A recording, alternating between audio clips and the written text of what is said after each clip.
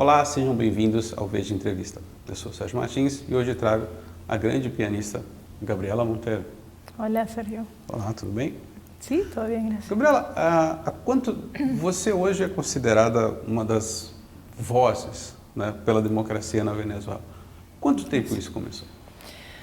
Bueno, I started speaking about the Venezuelan situation 6 years ago, because in 2010 it was already quite evident that we were going towards an absolute collapse.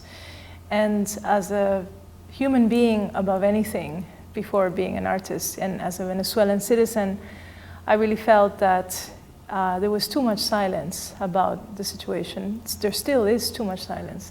And I really wanted to use my artistic platform to speak on behalf of all those people who could not speak and who don't have the reach that I do. So I became, without ever expecting to be a voice for hopefully trying to re-establish democracy in Venezuela.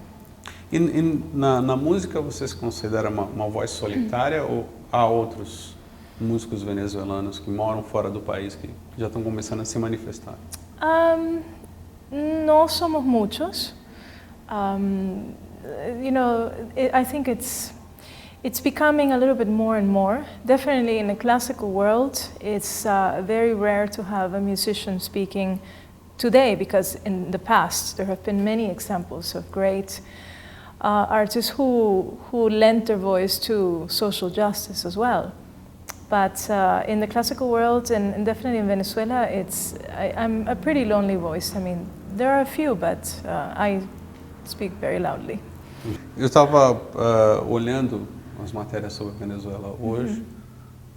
Há 90 assassinatos para cada 100 mil habitantes. Sim. E a situação o problema de energia ficou tão grande que o presidente pediu para que as mulheres não usassem mais secador de cabelo. Sim. Sim. Sim, é cômico. O sea, it sounds funny, but behind that there is just a total devastation of the infrastructure of a country, and nothing works, nothing functions. There is very little food. There are almost no medicines. I can tell you examples of so many friends and people that I know who travel to Venezuela not with clothes and their personal items. No, they take what they're wearing and then the whole suitcase full of medicines for their family members and friends who need those medicines. So it is, there is just no sector of society, no corner of the country that hasn't been affected by this 17-year crisis. Para você, quanto tempo, como é que começou? Como é que esse estado na Venezuela começou a degringolar? Foi com a eleição do Chávez? Foi com a posse do Nicolás Maduro? Well, I think that in 1999, when Chávez won the election, and according to the information that I have, it was the only election that he really won transparently. The country was in a moment where it could have really boomed and it could have really blossomed. Unfortunately, I think there were a series of problems that had not been addressed, and this gave Chávez the perfect ammunition to build this monster of hatred and polarization that he had and that he did. With Maduro, it's just, the whole thing has just unraveled. It's gone from being a situation that was increasingly worse and worse to a situation that is now a severe humanitarian crisis. Você não dá muitas informações sobre onde você se hospeda com outro nome. Você tem medo de algum tipo de ameaça ou um atentado, alguma coisa?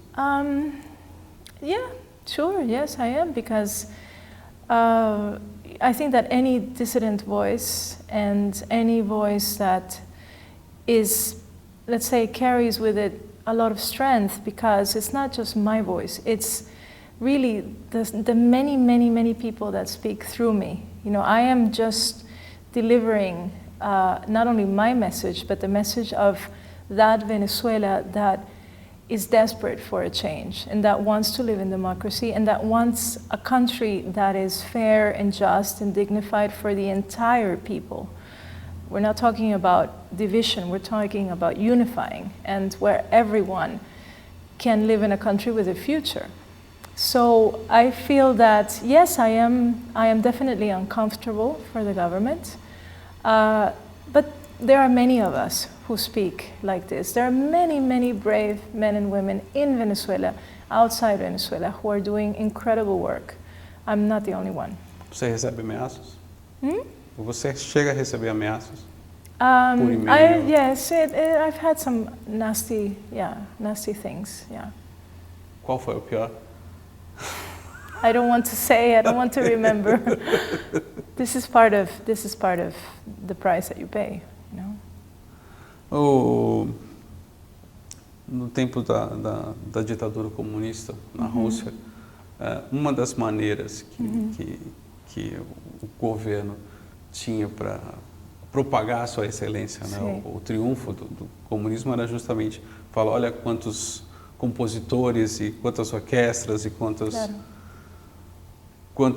grupos de câmara nós temos, e isso é uma prova que o nosso sistema está certo. Na Venezuela também existe um pouco essa propagação da excelência musical venezuelana. Assim. Você consegue fazer esse tipo de comparação ou você acha que é algo completamente diferente? No, it's the same formula. I mean, it has proven to be very effective in the past, you know, for communist regimes or dictatorships, whether from the right or the left, you know. And a dictatorship is a dictatorship. It doesn't matter if it's right or left. It's the same thing with a different name, you know. It has proven very effective to wash the face of the regime and wash the crimes through music and through the arts and through the sports, of course, through excellence. I think it's no different in this situation. It's exactly the same. Pelo menos eles não são tão bons no futebol, né? Como? Perdão? At least they are not that good in soccer. Oh God, wait. I can't say anything about that. That might bring a lot of trouble. Antes da entrevista começar, estávamos falando da Marta Argerich. Eu queria que você falasse um pouco do teu relacionamento com ela, como é que foi? Bueno, Marta has been an angel in my life because, you know, I was born playing the piano. I was playing the piano and I was playing songs by ear when I was 1.5 years. So I was just a little girl and I was improvising. And for me, music was always my language. It was just natural.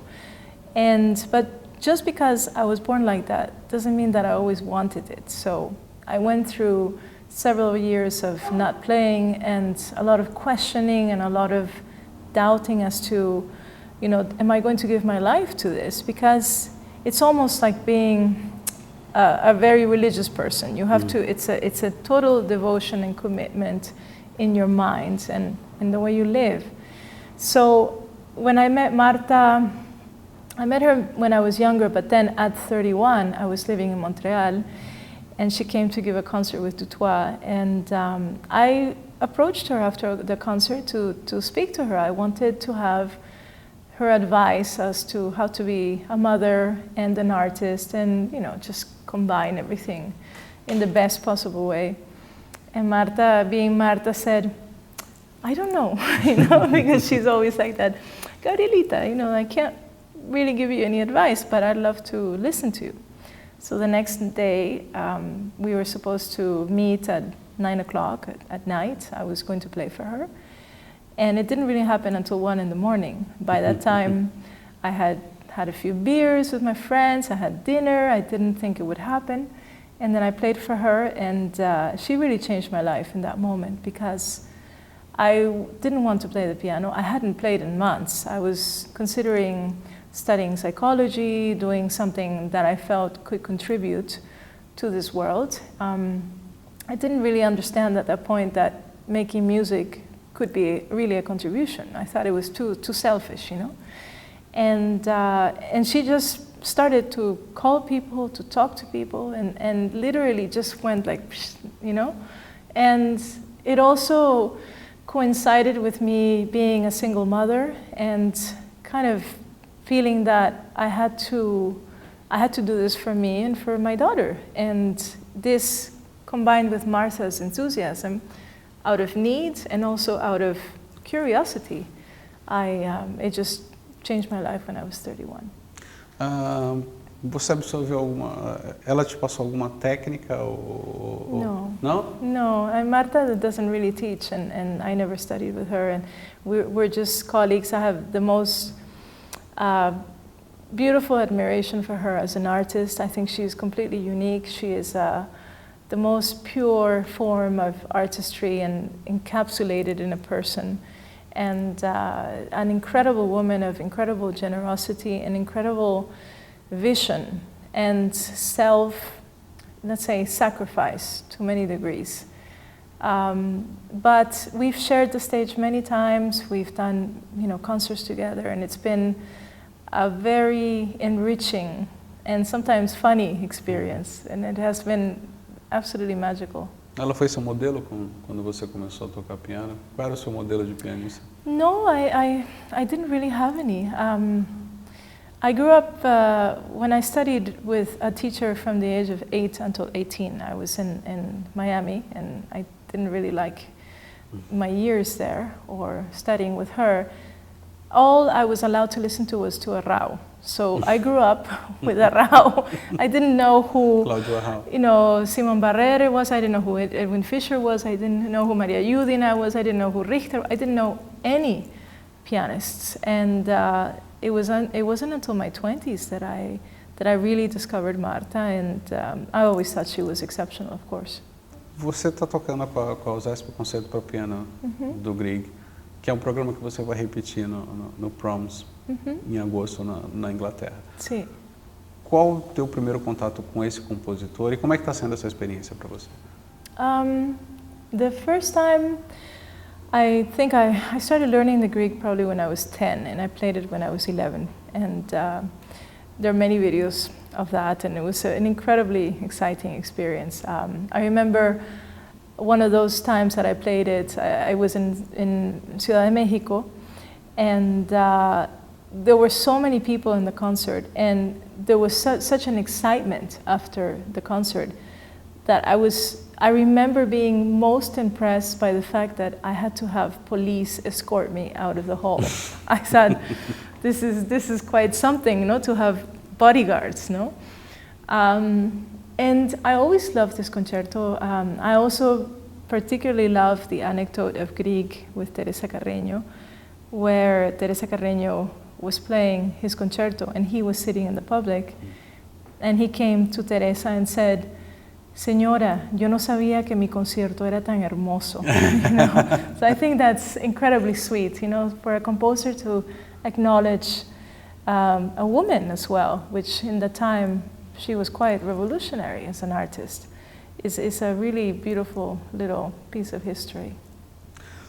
Na sua temporada com a USESP no exterior, você também vai participar de um grande encontro, não é isso? Que era a USESP, a Jazz Sinfônica. Sim. Como é que você está se preparando para isso? Quer dizer, ainda não está vendo preparação nenhuma. Bueno, with USESP, I mean, what a great orchestra, what a great group of people.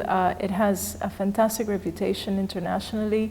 For me, it's particularly moving that it's a Brazilian orchestra and that, we share many things, and, our Latin spirit, Greek being Norwegian and us bringing that language in our way.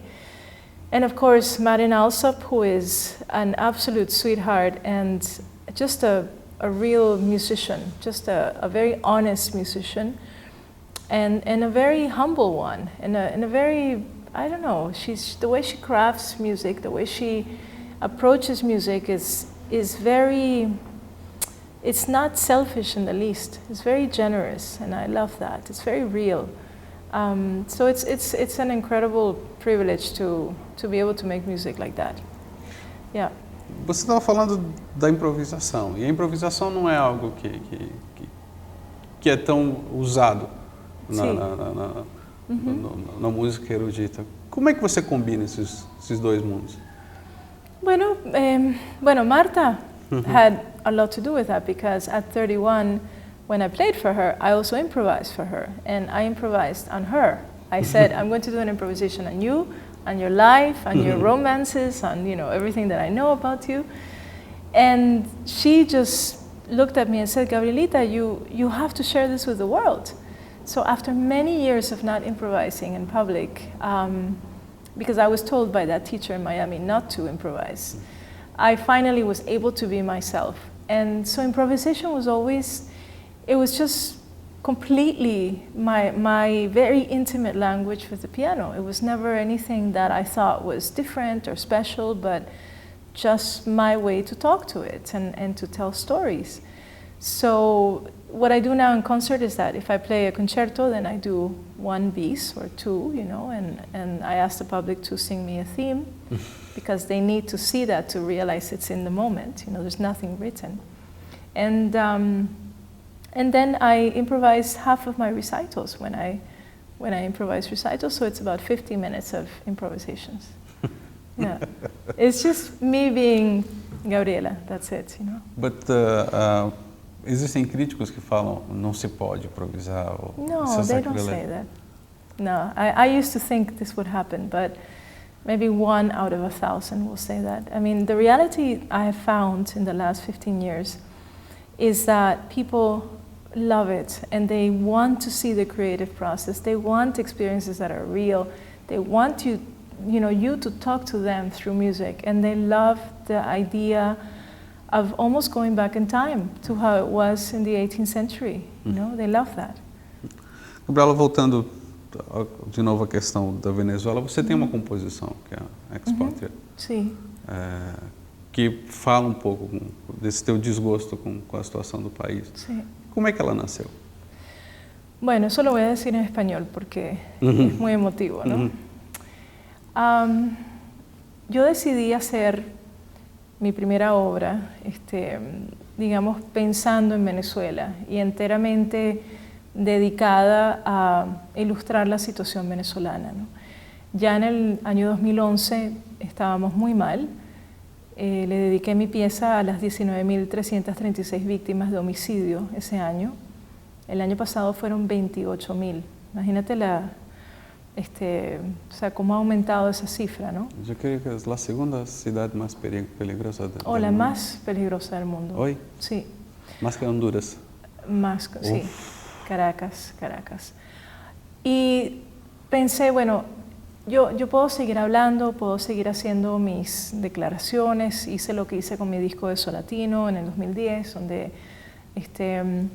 le pedí a la disquera EMI, que siempre tuvo el logo rojo y blanco, de cambiarle las letras, mentira, el fondo es rojo, era rojo, cambiarle el fondo rojo a negro, como para simbolizar, claro, el luto, y también para borrar el rojo, ¿no?, de mi disco. Y accedieron increíblemente. Entonces eso fue como una declaración muy importante, y hice una explicación en el libro y salió al mercado. En 2011 dije, tengo que hacer algo más, tengo que escribir una obra que permanezca en las personas que la escuchen, en el público, y que realmente logre que esa persona en el público, sea suiza, alemana, austríaca, japonesa, no importa de dónde sea, sienta lo que nosotros sentimos. Y es una obra que te sofoca, es una obra que te atropella, es una obra que te aplasta, es una obra que te hace sentir dolor, nostalgia, tristeza. Y yo creo que es un vehículo muy efectivo de crear empatía y de informar. Y por eso nació Ex-Patria, por la necesidad. Y eso fue un proyecto mío, absolutamente mío, en todos los sentidos. Expresar ese sentimiento que es muy difícil expresar con las palabras. Quando você critica a situação da Venezuela e denuncia que, principalmente em termos de música clássica, não é essa beleza que os grandes maestros internacionais apregou, você provavelmente cria muitas inimizades. Você acha que você sofre algum tipo de boicote? Que creo muchos enemigos con esto. Bueno, sí, más el apoyo. Tengo que decir que es algo que me reconforta mucho, que el apoyo, así no sea público y evidente, es impresionante. Yo creo que el ser humano, al ver que lo que yo estoy haciendo es hablar sobre los derechos humanos, lo que estoy haciendo es criticar una situación que ha creado y continúa creando tanto sufrimiento. Es irrefutable la situación venezolana, no se puede negar. Yo creo que una vez que pasan de ese prejuicio de que uno está hablando de política, o sea, en este caso es la mala política o la política corrupta que ha llevado a una crisis humanitaria. Yo creo que la gente entiende, si se lo explicas, se entienden. ¿Cómo me van a atacar si estoy hablando sobre las vidas humanas? Y en cuanto a los enemigos que uno pueda crear, lamentablemente el otro lado siempre va a buscar de alguna manera desprestigiar, atacar, dañar, porque tienen mucho que perder. Y yo no tengo nada que ganar con esto, todo lo contrario. O sea, yo no me beneficio en lo absoluto, lo estoy haciendo porque es una decisión de conciencia y es una decisión moral y no puedo simplemente mirar para el otro lado y pretender que no sucede nada, no puedo. Y como he dicho en otras ocasiones, o sea, el silencio no es una opción. O que encanta nas suas manifestações é que, normalmente quando se fala de política, ou se faz oposição a um partido, vem sempre essa polarização, ela é mantida com dinheiro da CIA ou tem interesses, né, com o partido da oposição, ela vai ganhar algum tipo de cargo. E no teu caso não, no teu caso todos os manifestos que eu vejo são manifestos humanos. Totalmente, de pessoas que tiveram os seus direitos humanos cerceados. Totalmente. E você vai lá e critica. Totalmente, o sea, yo hoy en día soy cónsul de Amnistía Internacional, que es una organización de gente valiosísima, que de verdad la mayoría son voluntarios, es una entrega a tratar de mejorar el mundo, ¿no? Y yo, es que mira, Sergio, yo he recibido miles de mensajes, he conocido a miles de personas que vienen a mis conciertos y me hablan, que me lloran encima, o sea, estoy firmando autógrafos y me piden permiso para venir a abrazarme. Y no solamente me abrazan, me lloran encima. Y son tantas las personas que me han dicho, me mataron a mi hijo, me mataron a mi madre, me secuestraron a mi padre, perdí mi casa, estoy exiliada, he perdido todo. Es una miseria colectiva que vive el venezolano en Venezuela y fuera de Venezuela. Que yo simplemente, yo cargo con esas historias, yo cargo, o sea, mis improvisaciones que hago sobre Venezuela son devastadoras, o sea, termino yo llorando, termina el público llorando, es una experiencia de catarsis, pero de vidas de verdad, ¿no? Entonces, mira, la política en sí es un juego muy complicado. Yo estoy aquí como observando y siempre, siempre, siempre defendiendo a los seres humanos, independientemente de dónde vienen, de qué estatus social, de qué color de piel, o sea, a mí eso no me interesa. Y para mí el tema de los derechos humanos es algo que me ha sacado la leona.